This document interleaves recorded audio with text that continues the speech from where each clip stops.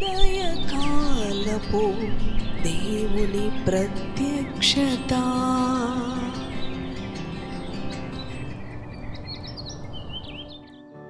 హల్లెలూయా. దేవునికి స్తోత్రం. ప్రభునందు ప్రియ దేవుని బిడలారా, ప్రభు యొక్క అత్యంత కృపను బట్టి మరి యొక్క ఉదయకాల దేవుని ప్రత్యక్షపు వాక్కులోనికి వచ్చి ఉన్నాము. అవును, అనుదినము ఆయన ప్రత్యక్షపు వాక్కు ద్వారా ప్రభు మనతో మాట్లాడుతూ ఉన్నాడు. మిక్కిలి మనము ఎంత ధన్యులమో, ఎంతో మందికి లేని ధన్యత. ప్రతి ఉదయమున మన పడకల యొద్ద ఉండగానే ఆయన స్వరాన్ని మనకి వినిపిస్తూ ఉన్నాడు. ప్రియ సహోదరి సహోదరుడా, ఆయన కృపను పొందుకున్న మనము ధన్యులము. కనుక ఈ పరిస్థితులను బట్టి విచారించేవారుగా, కలవరపడేవారుగా, అవును భీతి చెందేవారుగా, భయము చెందేవారుగా ఉండకుండా ప్రభు అనుగ్రహిస్తున్న ప్రత్యక్షపు వాక్కును ధ్యానపూర్వకముగా, హృదయపూర్వకంగా ధ్యానించుకుందాం. పరిశుద్ధ గ్రంథములో ఫిలిప్పీ పత్రిక 4వ అధ్యాయం 8వ వచనమును చదువుకుందాం. మెట్టుకు సహోదరులారా, ఏ యోగ్యత అయినను మెప్పైనను ఉండిన ఎడల, ఏవి సత్యమైనవో, ఏవి మాన్యమైనవో, ఏవి న్యాయమైనవో, ఏవి పవిత్రమైనవో, ఏవి రమ్యమైనవో, ఏవి ఖ్యాతి గలవో, వాటి మీద ధ్యానం ఉంచుకొనుడి. హల్లెలూయా. దేవునికి స్తోత్రం. ఎంతో శక్తి కలిగిన దేవుని వాక్కు ఈ ఉదయకాలం ప్రభు మనకు అనుగ్రహించి ఉన్నాడు.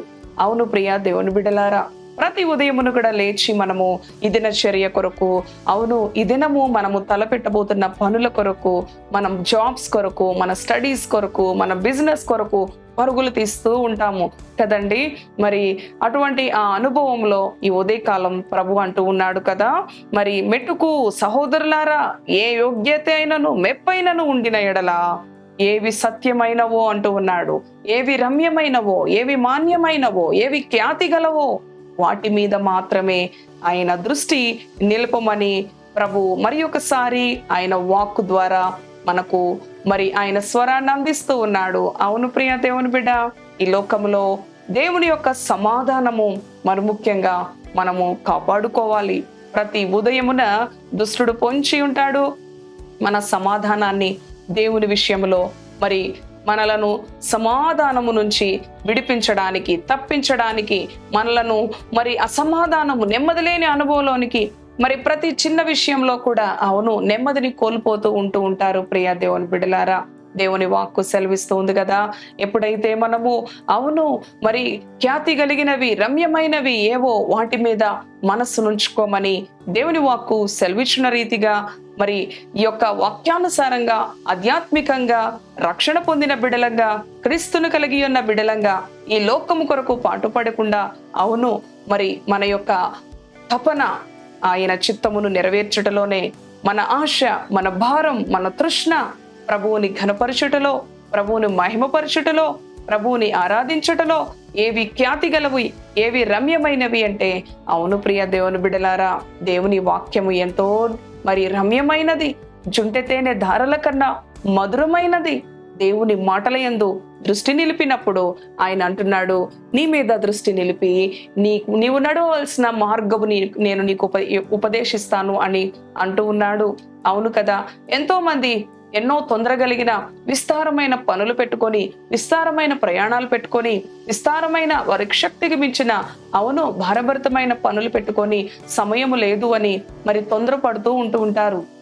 కానీ ప్రభు అంటూ ఉన్నాడు కదా, ఏవి రమ్యమైనవో, ఏవి ఖ్యాతి గలవో, అవును ఏవి మాన్యమైనవో, అవును వాటి మీద మనము మనస్సు నుంచుకోవాలని దేవుని వాక్యము సెలవిస్తూ ఉన్నది ప్రియ దేవుని బిడ్డలారా. మరి చూడండి, మరి వాటి మీద మనము ధ్యానం ఉంచుకున్నప్పుడు అవును కదా, ఆయన మన భారమును తేలిక చేసి, అవును మన పనుల నుంచి మనలను ఎంతో నెమ్మదికరముగా, అవును మరి భయముతో, టెన్షన్తో ఎంతో మంది కొన్ని చేయవలసిన పనులను మరి ఒకటి చేయిపోయి ఇంకొకటి చేసే అనుభవంలో, మర్చిపోయే అనుభవంలో ఎన్నో విధాలుగా మరి తొందరపడుతూ ఉంటారు. అందుకని దేవుని వాక్యము ఈ ఉదయ కాలము మనకు అనుగ్రహించబడిన మరి ఆయన వాక్కును బట్టి చూడండి, ఏ యోగ్యత అయినను మెప్పైనను ఉండిన ఎడల, ఏవి సత్యమైనవో, అవును ప్రియ దేవుని బిడలారా, దేవుని వాక్యము సత్యము కలిగినది, దేవుని వాక్యము జీవము కలిగినది, దేవుని వాక్యము శక్తి కలిగినది. దేవుని వాక్యము ఏదైతే నీకు బోధిస్తూ ఉందో దానిని అనుసరించి నడిచిన ఎడల ఆయన నీకు విజయం ఇచ్చే దేవుడు, ఆయన నిన్ను విడిపించే దేవుడు, ఆయన నిన్ను రక్షించే దేవుడు, ఆయన నిన్ను ఆదుకునే దేవుడు. ఎవరైతే ఈ వాక్యాన్ని ప్రేమిస్తారో వారు ఉన్నత స్థితిలో ఉంటారు. ఎవరైతే ఈ వాక్యాన్ని ప్రేమిస్తారో, ఎవరైతే ఈ వాక్యానుసారంగా జీవిస్తారో, ఎవరైతే ఈ వాక్యపు వెలుగులో నడుస్తారో, అవును ప్రియ దేవుని బిడ్డలారా, వారు ఏవి ఖ్యాతి గలవో, ఏవి రమ్యమైనవో, ఏవి మాన్యమైనవో, అవును వాటి మీదే వారు ధ్యానం ఉంచుకుంటూ ఉంటారు. ఎందుకంటే ఈ లోకము ఒక దినాన నశించిపోతూ ఉంది. ఈ లోకం ఒక దినాన అవును ఎన్నో విపత్తులకి గురి కాబోతూ ఉన్నది. కనుక మనము ధ్యానం ఉంచుకోవాల్సినది ఏవి సత్యమైనవో, రమ్యమైనవో, ఖ్యాతి కలిగినవో, ఏవి అవును మాన్యమైనవో వాటిపైనే మన దృష్టిని నిలుపుకుందాం.